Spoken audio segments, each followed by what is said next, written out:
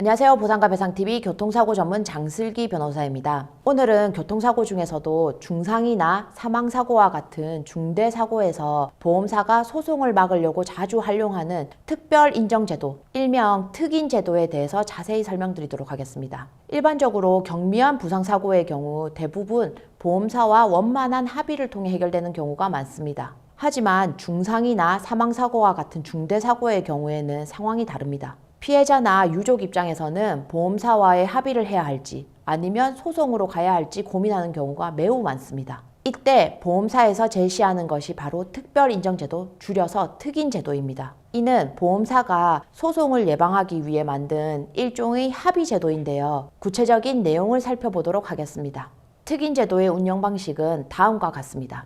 먼저 보험사가 자체적으로 예상 판결 금액을 산정합니다. 그리고 부상사건의 경우에는 그 예상 판결 금액의 80%에서 85% 사망사건의 경우에는 85%에서 90% 정도의 합의금을 피해자 측에 제시하게 됩니다. 보험사가 이러한 제도를 운영하는 이유는 첫째, 소송으로 진행될 경우 보험사의 입장에서는 더 큰 비용이 발생할 수 있습니다. 둘째, 모든 사고가 소송화될 경우 보험사의 업무 부담이 크게 증가합니다. 마지막으로 신속한 합의를 통해서 피해자에게도 빠른 보상이 가능하기 때문입니다. 보험사는 이 제도를 피해자에게 설명하면서 소송을 진행하면은 변호사 비용, 착수금이나 성공보수가 발생하게 되고 소송 기간도 장기화되고 판결 결과도 불확실합니다. 그러니 예상 판결 금액에서 이러한 비용과 리스크를 감안한 금액으로 빠르게 합의하는 것이 피해자에게도 유리할 수 있습니다. 이런 논리를 펼치는데요. 언뜻 보면 이러한 보험사의 주장이 합리적으로 보일 수 있습니다. 하지만 여기에는 매우 심각한 문제점들이 있습니다. 가장 큰 문제는 보험사의 예상 판결 금액 산정 기준입니다. 예를 들어 사망사고의 경우를 보면요. 법원은 일반적으로 위자료만 해도 1억 원을 기준으로 합니다.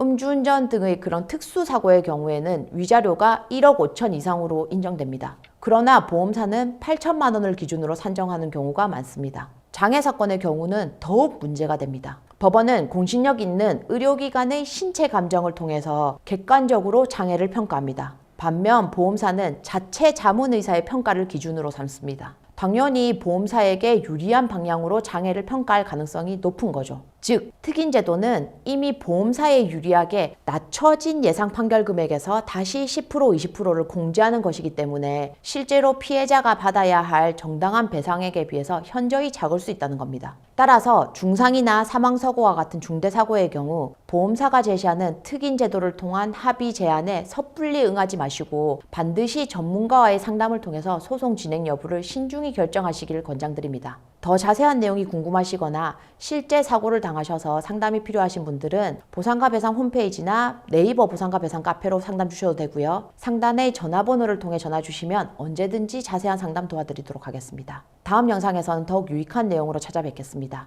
감사합니다.